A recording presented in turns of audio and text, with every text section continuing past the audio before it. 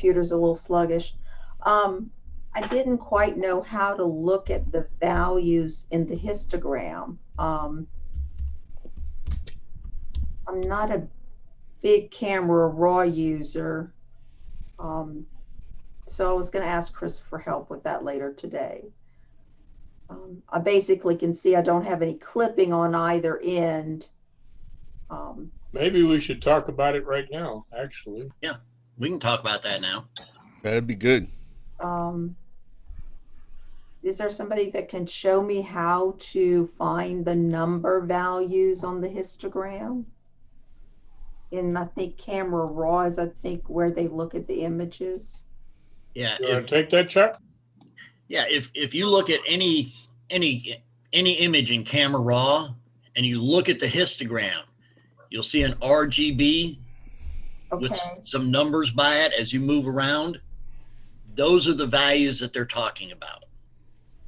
Can you share one, Chuck? I'm following along as you're.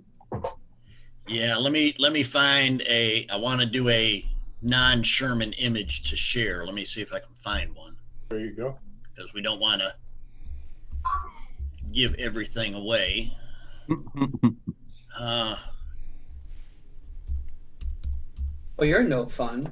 Well, I know, but I'm good at that. I'm good at not being any fun. Okay. Somewhere here, I know I have a raw image of something. You are raw. Yeah, well, yeah. Rah, rah. Hey y'all, it's Julia. I just wanted to say hello. I know Chuck's looking for something, but I just wanted to say hello real fast from headquarters, from my headquarters. And just wanted to see if there's anything that you all need from me today for the meeting. I think Skip and I had talked about me jumping on. So just wanted to see if there was anything that I could answer real fast. I have a 12:30, so I was just going to jump on and say hello. That's so awesome.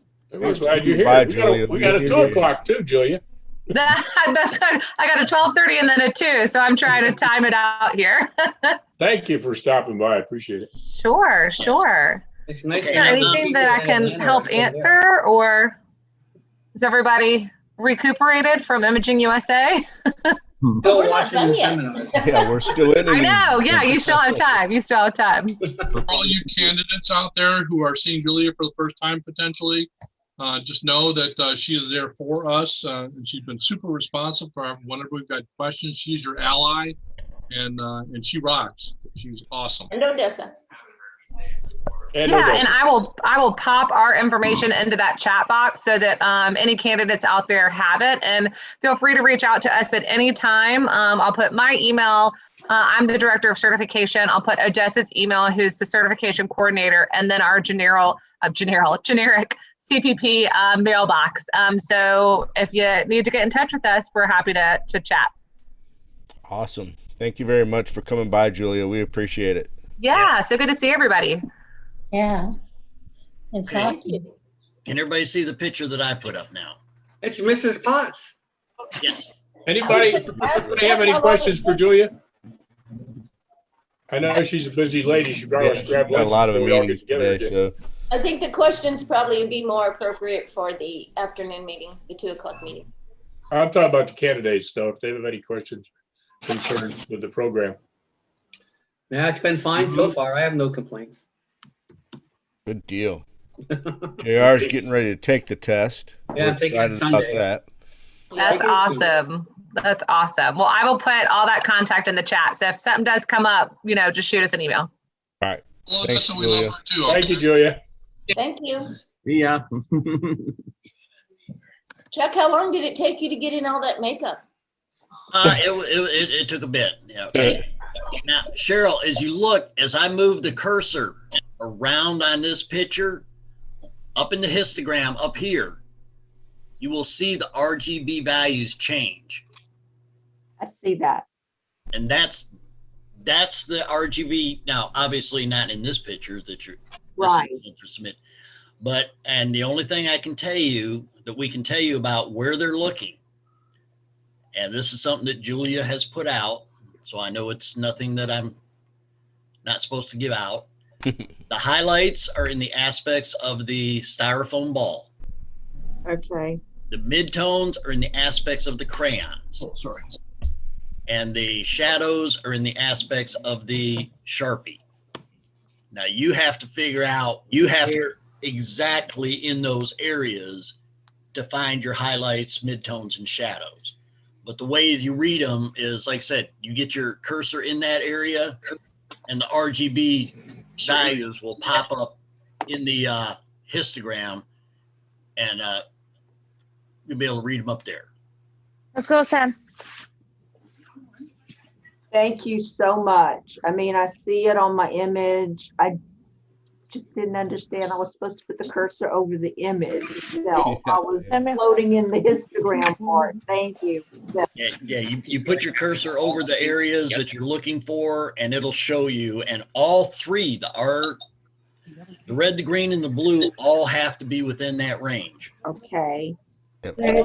Something is really. Look at the confusion.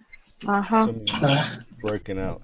Hey, Chuck, how would you like to show them how to find the clipping and what is considered minimal? Yeah. How Real quick, Ron. Steve has a question that's in the chat, and I'd like him to pop on because it's related to the previous question.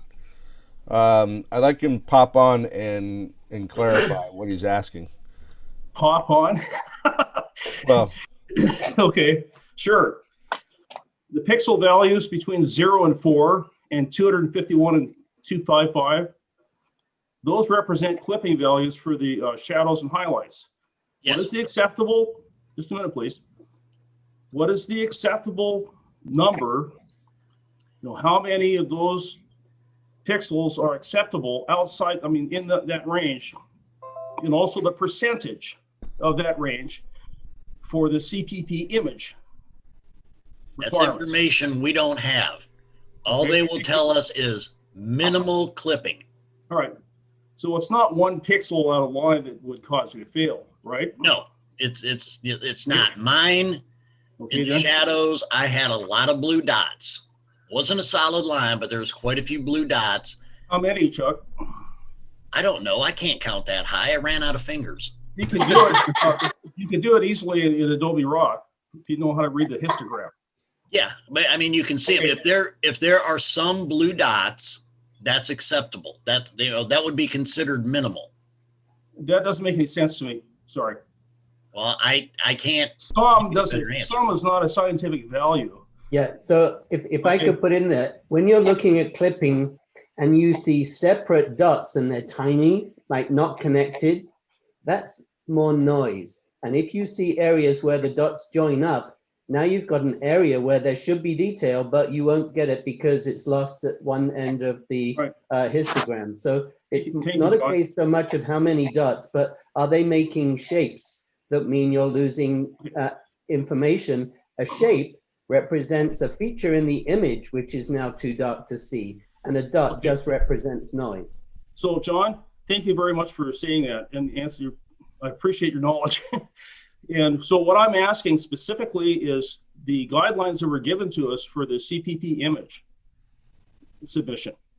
And they state specifically what's acceptable range, okay? And so pixels that are, below 5, which would be 0 to 4, would be clipping in the shadow area. And then pixels that are above 250 in the highlights, in other words, 251 to 255, would be clipping in the highlights, and you can find out exactly what those values are in the histogram in Adobe Raw. We're not given a specific value to tell you. All right. We're just we are. So how do we know how people are judging this then? What is considered minimal clipping? It's an honest and I think a reasonable question. So let me ask you the other way around. 3 ways to judge that. 2 or 3 ways to judge that. Okay. So let me spin it the other way around. If I knew that I didn't want to have clipping, I wanted to avoid it, and I saw a lot of blue and a lot of red, or you look in your histogram and you see the values are beginning to be significant in the clipped areas, why wouldn't you expose so that you avoided that? Well, that's obvious, John. Obviously, you would attempt to do that. Yep. But what I'm saying is, what are the acceptable values? If we're being judged, whether we pass or not, I think it's a reasonable question. Okay, that's all I'm saying. I understand, of course, you don't want to have clipping, but how much is too much, and how much is acceptable, and how much is not? So that, Steve, I'm going to break it down into a way that we're not that committee. I know. I understand that. You're asking a question that goes above our head. Okay. We don't make that determination. We've answered the question in a way that, in several ways that we have, several of us have passed that image submission, and that's how we judged the clipping and so, the shadow. So Mike, I'm sorry, Chris. Then I would ask you this question: the images that have passed, I would like to know the statistics on how many images, how many pixels are clipped or not. That would help me to know how the judgment's being made. I can look mine up. It'll be after this call. I can look mine up and tell you what mine were. I appreciate that. Thank you very much. Steve, I think John really hit the nail on the head, which is when you have a large contiguous area that's a blob, that's all the blue dots are interconnected. Right. That's a good sign that that area is clipped and you're not going to see detail in there. If you have individual pixels scattered around, that says that what's in between still has enough variation that you'll see detail in there. So I would look at that area of whether there's a connected blob or not as being one of the first indicators that you've got something going on. That's all well and good, and I agree, Ron, but these are all subjective. You're looking for something to eat? Oh, come on, you're gonna do breakfast? One thing that I found. There's 2 containers with roast in them. Okay. Hey, Ruth, I want one of those containers with roast, okay? Yeah, some over here too. That's the biggest problem. You're not sharing. I don't know what the answer is. The biggest problem with the clipping in the shadows is under the pocket clip on that Sharpie. Mm-hmm. That's right. The easiest way to prevent that is turn it so the pocket clip is on the bottom. Okay, so Chuck, I've got a specific question for you. Okay, the images that were given to us as sample images, Jamie's images, those use what's called a super Sharpie. This one right here. Okay. Okay. Super Sharpie. And the other one, it's over on the floor with Sherman right now. That is a completely different type of Sharpie with different reflective characteristics. It actually has flat areas that catch deep shadows. It has an angled tip. So I'm wondering which one is acceptable to use? The one that is in the sample images or the one that Blick sent out? The one you received from Blick. So this one that we're supposed to match the sample images to this Sharpie, that's not acceptable anymore. It has to come from Blick, but we don't have sample images from PPA, right? Because they have different reflective characteristics because of the type of pen it is. Steve, you're showing your anal retentive nature. Well, I mean, thanks a lot, Mary. I appreciate that. Okay. Well, thank you for that comment. I really appreciate that. Well, it's some people take it as a compliment. That's correct. So, the thing is that the details are important. If you're going to judge somebody on something, then where are the examples for that? Yeah. That's all I'm going to say. Well, I took something to think about. I took a class with Jamie last year, and the Sharpie that he had there was the flat one. Okay, well, the ones in the images are this one. I know. Well, all right. And the other thing I was going to ask is that, for example, in the images that we see in the examples of the specs, do we have to exactly match the amount of like where the lines go in the background or not really? No, I wouldn't be. Not that angle. Yeah, I wouldn't. The closest I can tell you on matching images, and this was just me trying not to do what I ended up doing anyway. I took my image and I put it in a separate layer in Photoshop from the sample image, and I took the opacity from my image down to about 50%, and I just wanted to make sure that my placement was right and everything. And that was the easiest way to do it because they don't give you any type of grid or anything to look at in the sample image. So actually, Chris, they do. They There do. are sample images with grid overlays. With grids. oh, Yeah. okay. Yeah. And you can turn on grids in the cropping with camera raw. Oh, right. Line it up that way. Yeah. Because that's what I did. Right. My paper was, my kit was donated to me, and my paper was kind of wonky. And Sally was, I was so stressed, and Sally said, "Don't stress there. Don't stress there." So good to go. Yeah, I think, and then back to Steve, I don't want to hammer on this. One thing to keep in mind, when we first got the specs, the first time we did this, Yep. the only spec we had was minimal clipping and minimal, in the highlights and the shadows. So And then properly after exposed. that, they corrected. They gave us a new clarification to add those values. To me, that said that it's more important that you use those values for your highlights, your shadows, and your what am I missing? Midtones. If you're concentrating on those, the rest will fall into place. Mm-hmm. Now, when I just sent everybody in the chat, if you go down like that, I just sent everybody the images with the grid lines on them. Oh, thank you. One other thing that I heard during Jamie's class was that there's only, like, for example, when you take your photo, that your the difference in exposure between, like, the upper part of Sherman and the lower part of Sherman should not exceed one what do you call it, a tenth of a stop.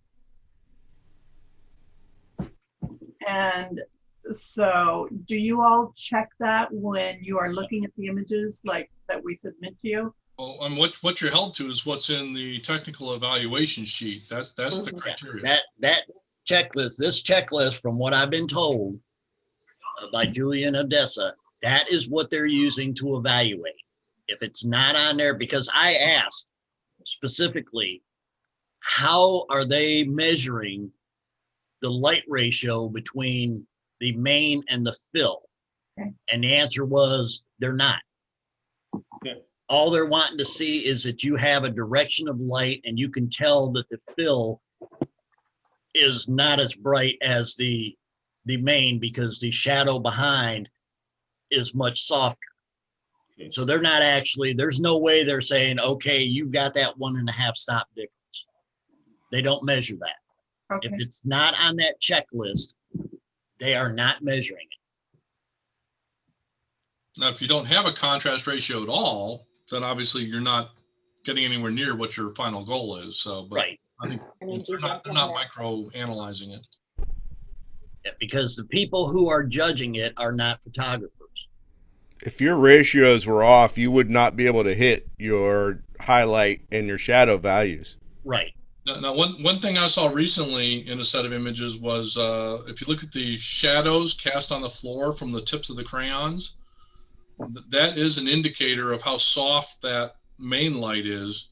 And if it's really sharp, they might come back and challenge whether you really use the umbrella or light source size that you were supposed to and whatnot. Yep. So, that's one thing that I would be sensitive to. Make sure you fill up that umbrella with light so that you're not going to come off with too harsh a main light. In other words, separate the light from the umbrella a little bit more. Just make sure it's filled with light, so that way it softens up the light and it casts a more ill-defined shadow on the floor from the tips of the crayons. And if you look at the example image and look at yours in that regard, and you can see some differences potentially. And even though it says in the instructions that you must duplicate or match the sample images, we discussed this with Jamie last year. It actually be similar to them. they don't have to be an exact duplicate, because you're never going to be able to do that and still have any hair left. Yeah, but if you take But like a speed, as long as they're pretty similar. yeah, but if you take a speed light and go with a focused speed light down on the back of your umbrella, it's going to create a very much harsher light than if you're filling that umbrella up as you should for that type of lighting. So It actually says to check to make sure the exposure is consistent between all three Yes, images. on all three. All three. Yeah, it tells you look at all three together, and it should have consistent exposure between all three. One of them should be a lot brighter than the others. It's interesting though, Chuck. That's not in the checklist. It's just a tip. now, one thing I have noticed with that is On the bottom, you may have to take 2 or 3 shots, because what I found is that with some strobe lights, that first shot may not be the same intensity as the second or third shot. So when you do your shots, make sure you take multiples of each setup right in a row to make sure that you don't end up with one hot shot and then the next 2 positions be dimmer. That's a big thing with Paul Buff lights, and it varies from the models of Paul Buff lights. Like the Digi-Bees are way more consistent than the Alien Bees and the White Lightnings. Well, last night when I was working on my images, and I don't know if it was because I was running out of juice. I have the ProPhoto B10 Plus, and so then toward the end of the battery life, I felt that when I measured it, and I realized that I was running out of juice because I measured it and my light was giving me less exposure, and I was freaking out, like, what is going on? And then I saw that my battery was practically gone, so. Yeah, your battery life will affect, or getting towards the end of your battery life will affect how your output of your flash is. Yeah, some strobe lights make it so you cannot fire it unless it's fully charged, in which case you'll see less of that fall off effect. But other strobe lights, you can still fire them even though they're not fully charged. So when the batteries go dead, it takes longer to charge, and so you have to wait longer. But if you fire it preemptively, then it will be definitely dimmer. So that's a good observation. Way to go, Mary. It is a real good observation, and it also is, to me, it's a testament to everyone's shooting environment, and their tools are a little bit different, even though there's similarities. Electronic flash, natural light, continuous light. And so it's really you knowing how your equipment works. And that's part of that whole process as well, is that you're in there and you understand what you have and how to make it get the result you're looking for. Right. So we do have several new people on the call today. I'm excited about that. Probably some of them are liaisons, but if you're not a liaison and you're new, we'd like to know where you're at in the process, and you can chime in or put it in you can rename yourself and let us know. That would be good. JR is looking like he's raising his hand. Maybe he's got a question. I don't know. You were waving at me. I was. Oh, I was just enjoying the conversation intently. Oh, I do actually have a question for that grid picture I just looked at. So, did you crop that in Lightroom, or is that the way it came out of camera? That's what I want to know. All image submissions are straight out of camera. Well, that's what I know, but was that lined up? You're talking the image I sent out on chat? Yeah. Uh-huh. That one's directly downloaded off the PPA website. Okay, cool. And that was my curiosity, that's all. Yeah, I'm guessing as they took the camera or took the raw image, converted it to JPEG, and put it into a PDF file. With the grid over. They are not out to try to make this super difficult. So I mean, they're trying to help you. They want you to become certified. So. Yep. But we don't have to convert it to JPEG. We just send it raw. You have to send it raw. Straight out of camera. Don't touch it. Yeah, that is the one advantage of this over the previous method, is you either get it right when you take it, or it's wrong. The previous method, you could pull it up and you could edit and you could tweak and you could do all sorts of stuff with it to make it look perfect before you send it in. And I did.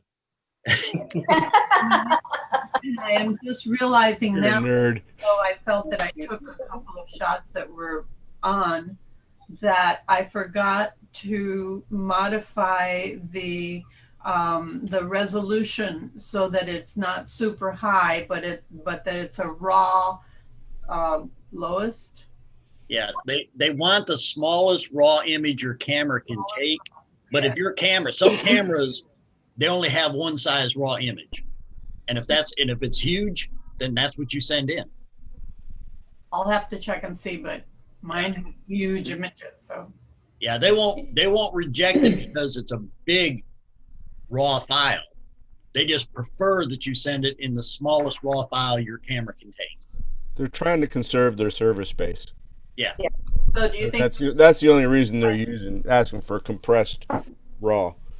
So do you think it would be a problem if I sent one image in a higher res one and then the other one? Why would you do that? That might be a problem. Why would you do that? She's already got one. Just a question. She doesn't want to have to reshoot the one that's right. Oh. Got them on different days or whatever. Yeah. Well, it's a matter of just changing the resolution or the. Right. Yeah. So it should be okay. Oh, out of curiosity, why would it be difficult to judge if you have one large and the other two are smaller? Why would it be difficult to judge? What do you mean? Yeah. Well, because somebody just said she shouldn't do it that way. I'm Well, just think curious. about the rules, and the rules, the guidelines are send us your smallest raw. You send them a large and a small, you're not following the rules. They like rule following. Yes, true. But they also said they're not going to reject it if it's large. So I'm just curious. That's all I'm asking.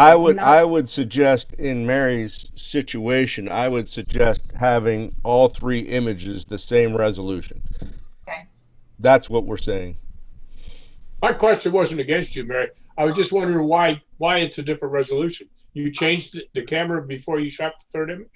No, I always shoot at the highest resolution. And so then when I started doing my setup for the image section, why I totally forgot about that aspect.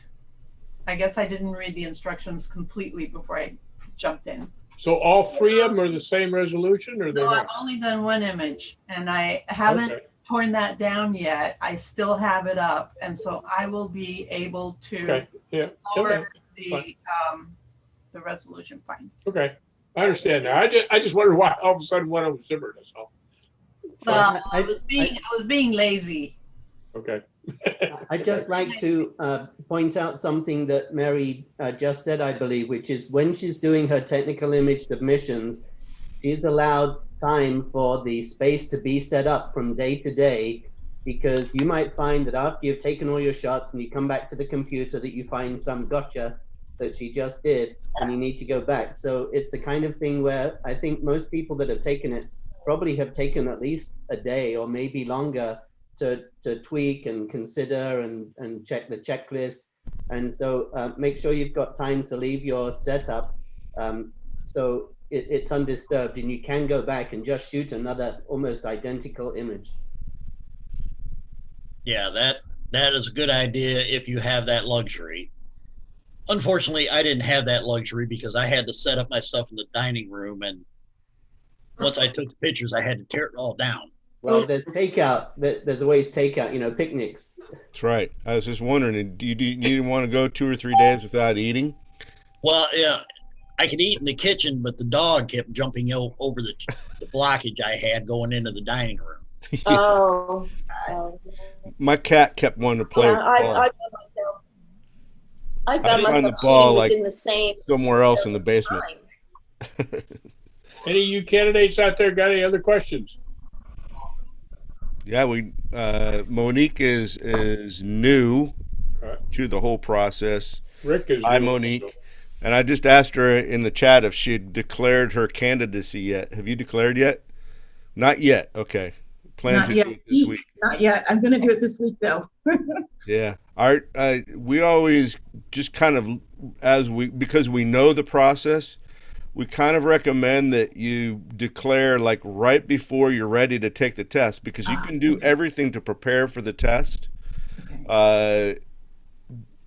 before you've declared candidacy. So if you wanted to do some studying or take, Steve Kozak's program or whatnot that way, get that stuff pretty well down and then declare, because it gives you longer period of time afterwards. We've had, several of us have taken, a couple of times to pass the test, or, a couple of times to pass the image submission, and you want as long of a period of time as possible to do that. One thing that helped me was that I did purchase the book and I studied it before I took the class, because I can tell you right now that the amount of information that they give you during the class is so much that unless you have a very special kind of memory, you're not going to remember it all. And so then it was just kind of a review for me, when I sat in or took that pre-con class. It was like a review, but I had been studying before that for a month or so that it was, my memory had a chance to take the stuff in. That way you go in and just get your major questions answered, as opposed to trying to learn everything from a fire hose. Got it. Yeah, you have a 2-year window, and you don't want to use a big portion of that 2 years studying. That makes sense. You don't want to be like me. Declare your candidacy and then start studying. That's what I did too. So, and that wasn't the best idea I had. Time on the other end. So. And seriously, you want to take the time to learn this stuff right, because the last thing you want to do is get certified, then go out for your first job, and then not have all of this at your beck and call to go use to do a superior job. I mean, you're certified, you should be doing superior work. By taking all this knowledge and putting it into action is how it works. And you don't do that just by learning to pass the exam and that's it. But some of us need a little push in the butt. So some of us have to declare ourselves so we have a timeline to get our together. Well, that's too. An end stop is always a good help, because it helps you stay accountable. Yes. Yep. Well, and I've been in photography for many years, and it wasn't until about a year ago that I decided that maybe I should get a CPP certification. So I did plenty of commercial jobs and things like that were based on the knowledge that I had. And what I would always do, and at the time I was living in New York, was that if I had a very important job, I hired a really good assistant so that it could keep me, and that he would keep me on the ball, and I could, concentrate on my artistic aspect, and that he or she would be able to, help with that technical setup that we were doing. I would, tell them what I wanted, but. Deb, I see Deb's going to take the test next month. Have you got any questions, Deb? Hi, no questions right now, just still plugging along and studying, and then I'm going to set up one-to-ones with Chris. Yep. Hey, Deb, did you you download and use that exposure pairs chart that was, that helps a lot. Yeah, I did download it. Yes. I haven't studied with it yet, because I came off of a big week after imaging. I had another conference, but I'm going all the way in this week. So there you go. Everybody should remember, we do have the exam study group. So if you don't get your questions in during this or the study Facebook group, you can always post a question in there, and you'll get answers. Okay.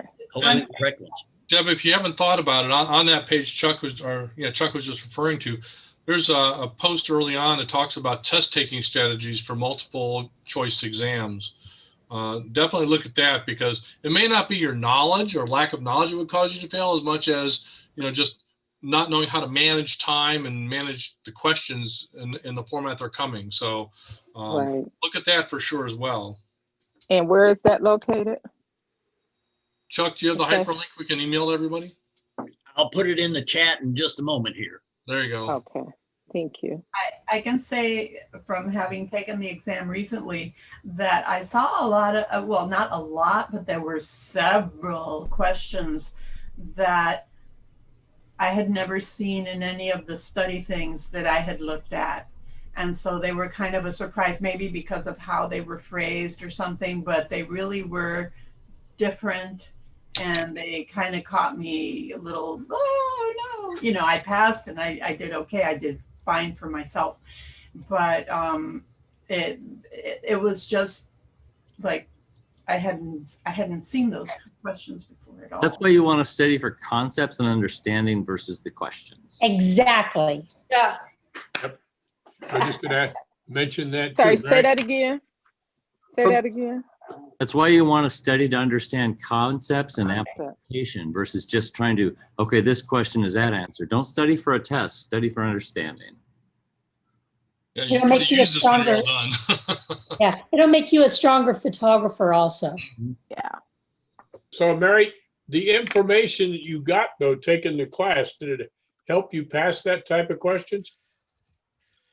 Well, I have to say, frankly, that I felt that my pre-study got more, but one of the interesting things was that the class that I took, we got some study worksheets that had mathematical formulas of equivalent exposures and things of that sort. Not the formulas themselves. It just had a lot of examples of equivalent exposures and what would your exposure be if you started with this, or which one would be equivalent, things like that. And I worked through them like I think I printed the thing out 3 times and I was there, working them out because I made a little mistake here, mistake there. And so I had to, it helped a lot. That aspect helped a lot. The equivalent exposures and the worksheets that we got helped a lot. And the other parts, sometimes I think that it takes longer than a class to be able to understand it all. You really have to soak it in. And the class is like a review, I thought. Absolutely. Right. One thing Sally puts out a lot is while you're going through the questions and practicing, get your camera out. Yep. And when it talks about doing something, go ahead and do it. And kind of what Mary was talking about on the equivalent exposure, you actually put that to practical use when you're doing your Sherman images, because they have you set your main light at f11. Right. And none of the 3 images that you have to submit are taken at f11. So you set your lights and then you have to figure the equivalent exposure for the 3 different images that you're going to be taking. And so you're putting that information to practical use from the test into practice. I have one thing for Deb, and that's myself, and I know a number of other people that took the test.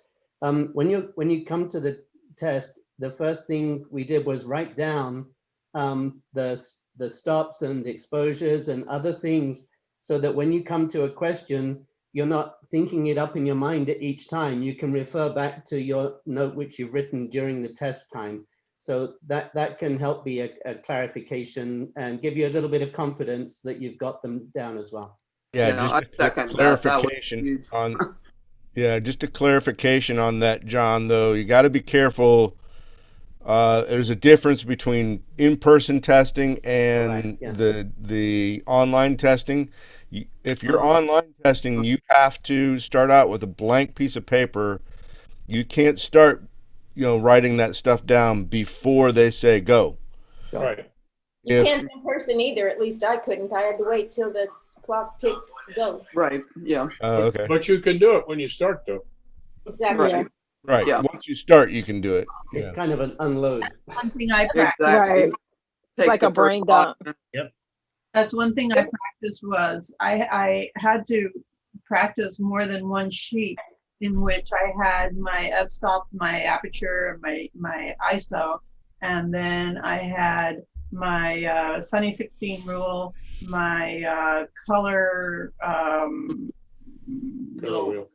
cyan, magenta, yellow, and red, green, blue, and I practiced doing that around 6 or 7 times on a sheet of paper so that it would take me maybe 3 minutes or 4 minutes. It wasn't a long time.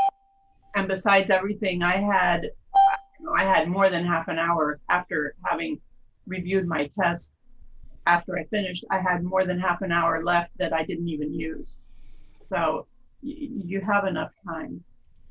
And that's a great idea to actually practice doing that very thing, because I did the same. I keep writing my circles, just to make sure it gets embedded more in your brain, but it also means that you spend a shorter amount of time when you start your test. Another thing I tell all my candidates, when you take a practice test, you get the right answer, look at the other responses and figure out why they're wrong. It gives you a little bit extra information, Why is A wrong? Well, because it's this and this, not what the question's asking, and it just helps you along the way. So let me ask a question.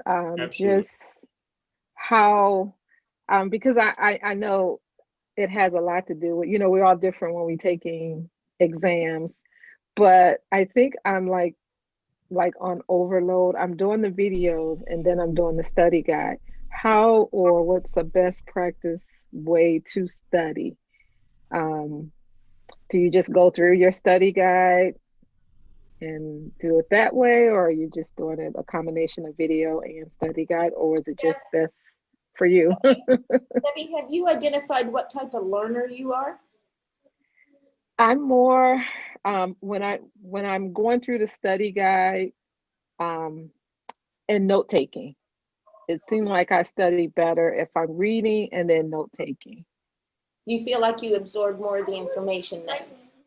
I feel like I absorb more of the information that way, but I think what I've been doing is I've been doing the way that I know I can retain it, and then I'll go back and listen at the videos, and then I'm getting a little, I don't know if I'm getting overload or just not really, like somebody said it, I wasn't really studying for the concept or for understanding, I was studying it to take the test. Right, and that's why we stress to put the camera in your hand, and think of it as a scenario. Maybe you're looking out in your yard or whatever, and it's applicable, and you can put it in there, because the way knowledge maps in our brains as well, if you pick up your camera and do it, you probably have a 75% chance of keeping that information than it falling into the vocabulary portion of your brain, or but you're actually putting it in there. It's a different learning process. So that's why we stress, a little bit, get that camera in your hand too, and just walk yourself through that. And knowing where your buttons are, you get frustrated if you don't know where your button is, but let that go and you'll find it, and just figure out why that answer is the answer. And then, like Skip says, those that are not right are really telltale signs. They're just kind of neon signs once it starts mapping into the part of your brain instead of just vocabulary or words. Yeah. Mia hits on a good point. We all kind of learn in different ways. I when I took the test, I took the class at imaging beforehand, the 3-day class. And you're taught in several different ways in the class. And the way that I learned the best was sitting down with the study group, and we would take practice tests and talk about why the answers were the way they were, and we would talk and we would use the flashcards. And that was very helpful to me and the 6 people that actually took the test at the same time as I did. We all found it very, very helpful to do that. Some people may be better by reading out of the book and studying out of the book and watching videos. Deb, my thought on that, I echo what Chuck was saying, which is, you hear about optical compression with zoom lenses and you're going, well, that's kind of a weird term. But if you can marry that up with the example, the time that you needed it to use it, then you'll never forget it. So I sat down in a park with daisies planted all about 6 feet apart all the way around so you could walk through them easily. I sat a girl down in there. I got back about 30 feet and I did optical and I got those flowers. They looked the same size or like same, like they were like right next to her. And because we went across that distance, they all compiled in there and it looked like she was sitting in this field of daisies. They're all right there. It looks like you couldn't step anywhere without crushing one, right? And that's because of optical compression. And so I'll use that as an example where I'm going to never forget what optical compression to do for me and when it is most to be leveraged. I did a row of 6 groomsmen all standing behind each other. So they're about 8 feet deep, right? Same thing there. You get back far enough, optical compression, they all look like they have the same head size. You do that close up, then the back guy gets real small compared to the front guy. So get those examples in your head as to what those effects are, and you'll never forget it. I think Chuck is right on target with that, which is go out there and try it. Just exploit it. To rehire and they can start recruiting for those. The thing I did when I took the practice test, if I found something that I got a question wrong, which happened frequently, I would go and do other research to find out not only what the correct answer was, but why it was the correct answer. Because I didn't really care what it was. I wanted to know why it was. Okay. And by doing it that way, it kind of tattooed it into my brain fairly permanently. And keep coming back here. Can Yes. can I put in a little input here too? I'm not a good test taker. Some people are just not good test takers. I know That's from me. and I know from myself that I learned by repetition. And I can read a book and it's just totally over my head. I'm like, what? I don't understand that. But I'm out actually physically doing photography. I just about understand any concept or why we're doing things. And so what I would really encourage you to do is when you're shooting or you're out with other people or you're working by yourself or you're doing it, try to really understand if, let's say that you're doing a headshot and you have it at f8 and you have it at 1/25 of a second and you have it at 400 ISO. You really understand why you're using 400 ISO compared to 100, or you understand why you don't have it on a 1/6 of a second compared to 1/25. So don't be hard on yourself. For me, I have been a liaison for almost 14 or 15 years. You see that I don't leave the group. I don't leave the group because every time we have one of these, there will be this light bulb moment that goes off that I go, I just learned something again, or something that I wasn't ready for 6 months ago. Now it's hitting me now. So you can't be hard on yourself. Like I'm learning this so not fast enough. You're learning at a really good pace. The fact that you're in this coming to our group is like, I could just jump through the phone and hug you. You're doing the right thing. You're on the right track. There's no part of what you're doing that is on the wrong track for any of you that are on this call, or even the group of people that are in it, the liaisons, because like I say, I know Chris and Chuck will agree with me. Or Skip, there'll be something that comes up that will go, oh gosh, that was pretty brilliant. You know what I'm saying? So it's collectively that we have made the decision that we're all lifetime learners. Right. And I think that that's really powerful. So just ease up on yourself. And you know what? One of the beauties is you can pass at 70.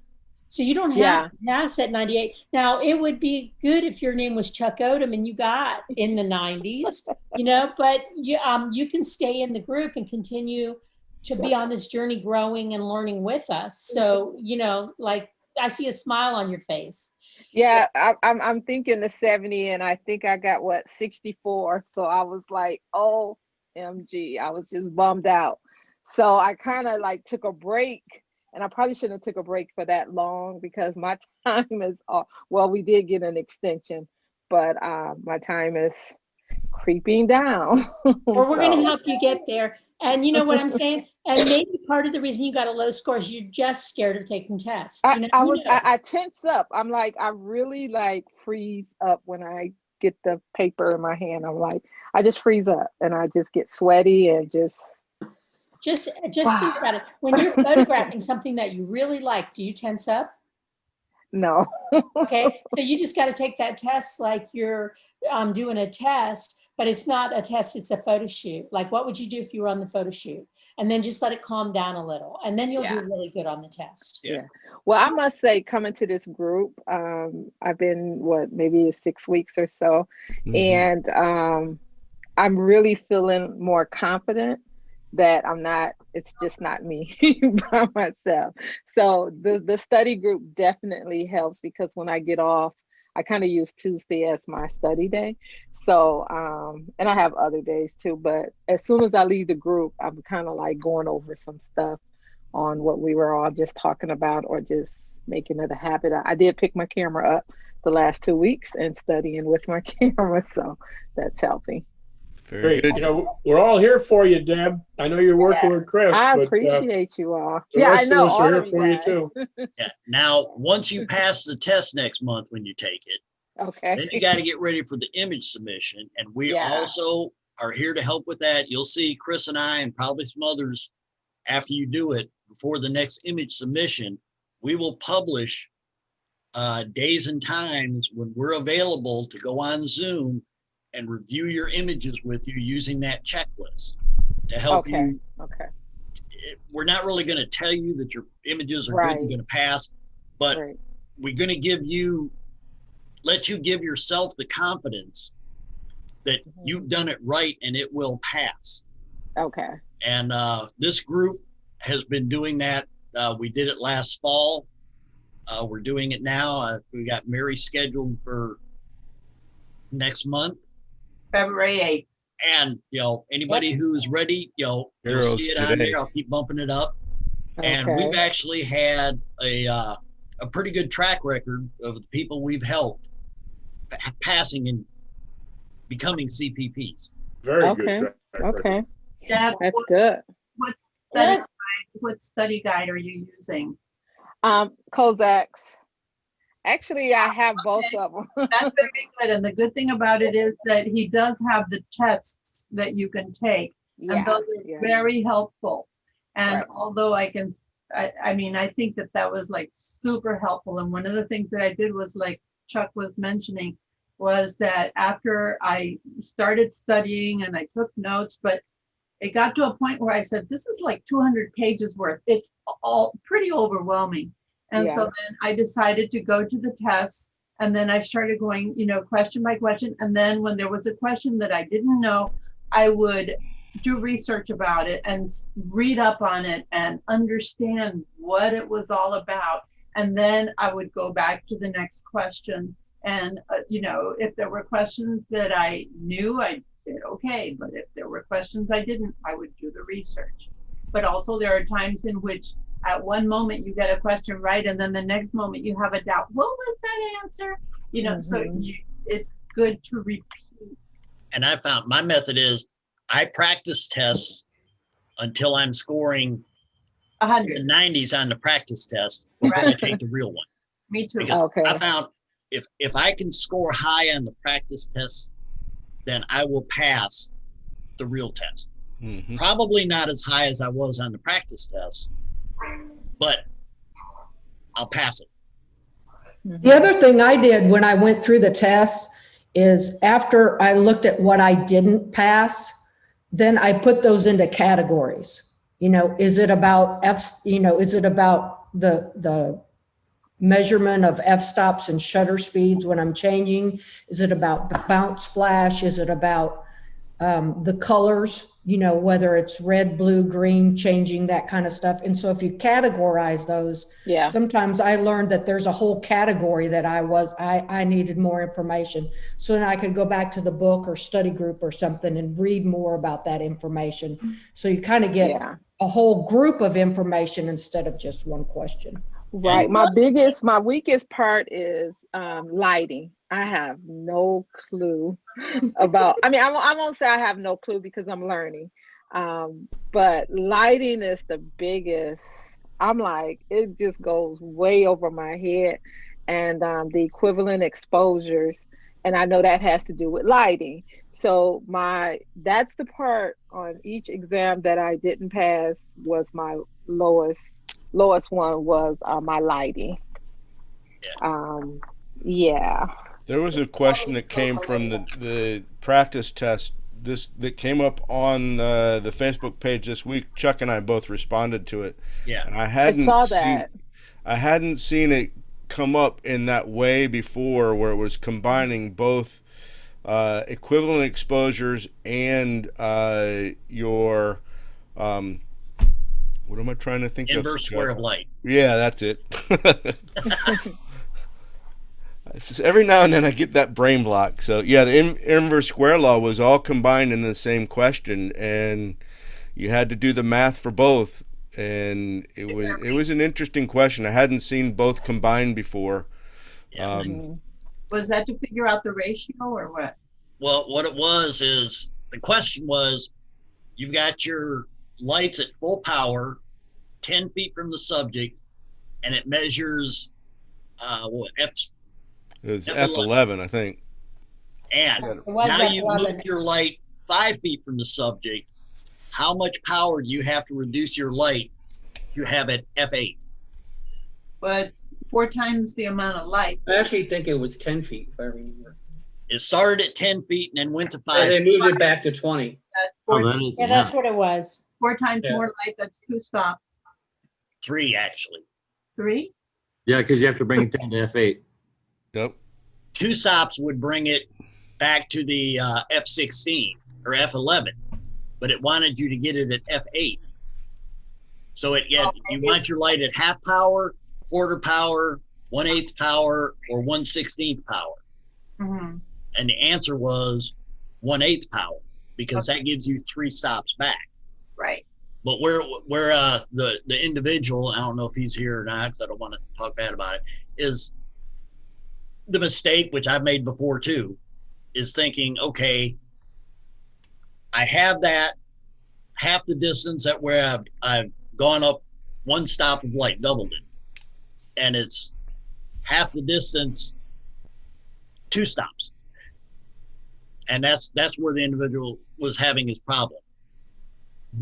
Is thinking with everything else, with your aperture and your shutter speed and your ISO. If you go by half, it's 1 stop. Half up, half down, double it or have it, it's 1 stop until you get to the inverse square law. And then it's 2 stops. And that's something you got to keep in the back of your head somewhere. Mm-hmm. But not so far back you can't find it on test day. So I was going to say that to Deb on this, I had to touch on what Chuck and Sally both had said that about taking the test and the why you're taking the test and where it leads you. Chuck has posted many times that it is when you pass the test and then you get your CPP, it's it shows that you have the minimal standard to be professional photographer. You have reached that goal. You're there. You have those skills.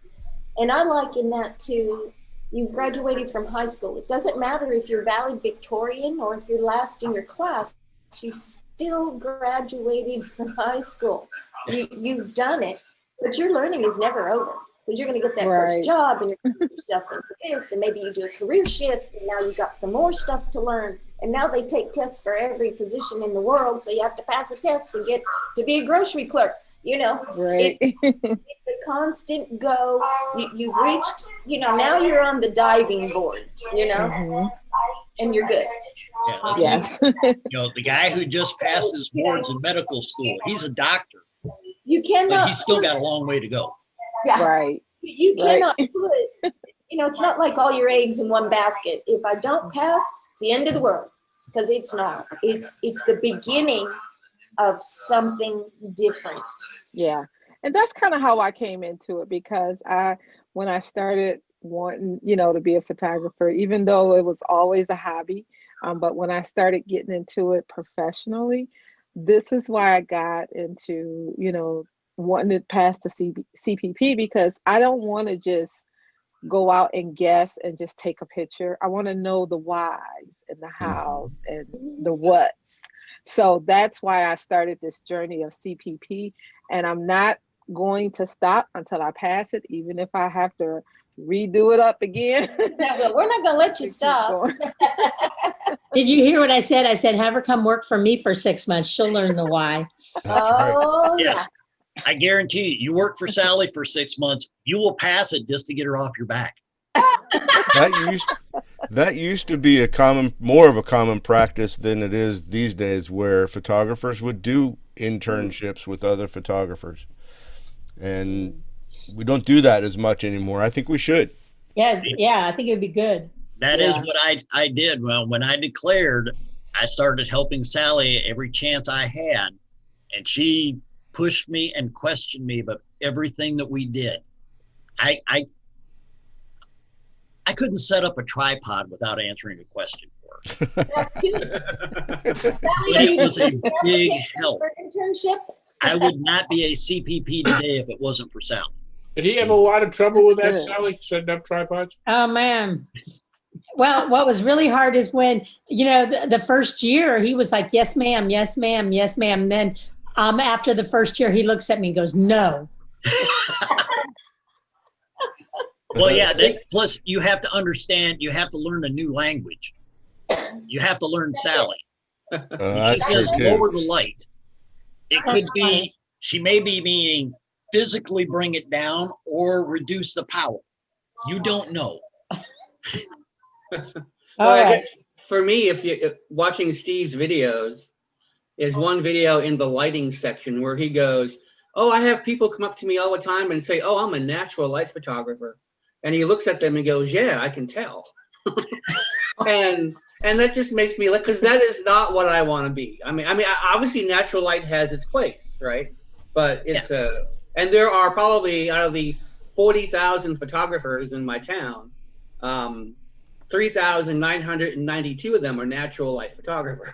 If they understand what they're doing and properly applying it, that is a serious skill set.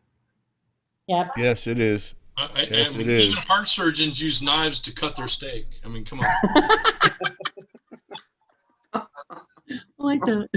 All right. Well, we are in overtime here, guys. I want to make sure that anybody who may have a question that hasn't asked it, that they ask it, before we kick everybody out. So if you've got a question, burning desire, good luck to JR, and good luck to Deb's got a couple weeks yet still. I have one quick question. Yes. Because everybody has their little notes they write down, like their aperture and the ISO and the color wheel. But is there something in particular that you thought was kind of more difficult you had to write down? Because I got like 6, I think. And square law. Yes, the first square. I think from my astronomy classes, I think I got that one. You got the color wheel, right? That's an individual question, though, JR. Yeah, I know, and I was just kind of curious if someone had one they had stuck on, or. Now me, I had long enough to take the test. I memorized not only the additive color wheel with the primary, secondary, and tertiary colors, but the subtractive color wheel, and I drew them both. And that's important. That is important. Ron was asking me to say something about this. It's important, and you got to know when to use each. If you're putting together an image for, and you're looking for complementary colors for composition, you got to know what set of which color wheel to use, and complementary colors, and then also on the other side is color balancing in your in your image. I know in the videos he was saying not to worry too much about memorizing the tertiary color wheel, but just to know what the definition of it was. Yep. But because I love his little acronym. Really good girls don't buy Marlboros. I thought that was pretty funny. I can't remember which one I used, but all I know is I drew both color wheels, additive and subtractive, so that if either question came up, I could just look at it and not have to stop and think. Yeah, I got the color, the main one, the additive and subtractive one, so I know what the opposites are and the complementaries and all that stuff. So that was one I'm gonna jot down real quick, so I don't have to sit there and think about it. And I remember the one question, because in the practice I had a lot of questions on complementary colors and all that, and some questions on adding. And I remember one question on the test I had combined them both. I'm used to what is the complementary color of this? And I hit a question that said, if you add this color and this color, what's a complementary color? And my mind went blank for a few seconds because I wasn't expecting that. Right. And that's why it's important to write stuff down. Yep. Steve's got to go. Yeah. Or he's waving at us. I have a scheduled meeting. Thanks, All right. everybody. Good to Bye. see everybody. Steve. Love you all. Okay. See you next meeting, guys. Okay, bye. All righty. Any other questions? No, that was my main one. Yep. I was just curious what other people had written down. When you take the practice test, JR, you get a feel for what you're weak on and what you're strong on. Mm-hmm. It's the things you're weak on you have to write down. Now, I don't have any trouble with exposure equivalence, so I didn't write none of that down. A lot of people do. It just, what you're weak on, where you are, and then, like somebody suggested earlier, make your scratch sheet a half a dozen times so you know what you're going to write down when you start the test.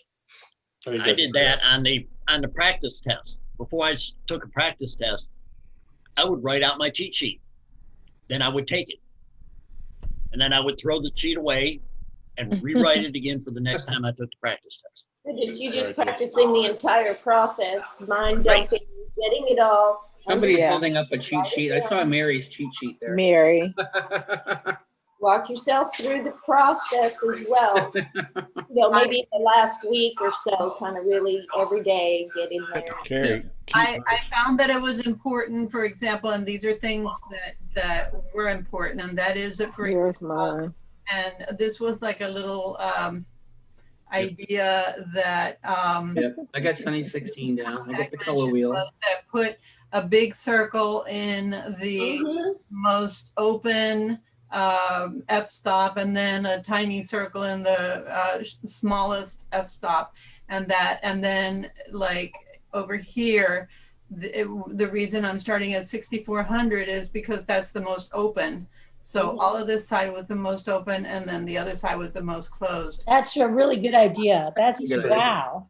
And mine, I drew arrows that said more light in and this light in. Yeah, the only way I do mine, I do the arrows. The arrows were confusing me, so I was like, okay, I just need a circle. You just have to, whatever helps you the most is how you have to do it. Like this, like the way I wrote my notes, they help me. They may not help anyone else. That's right. In fact, I'm kind of hoping the way I write them doesn't help anybody else, because that means you've got a really star mind. Keep in mind, Deb, you can't start the test with that piece of paper you got in your hand. Right. What I do, when the test starts. What I do is I write my f-stops and stuff down just about every day. So I kind of know how to do those. So when I do, have my blank piece of paper, I know exactly what I'm writing down there.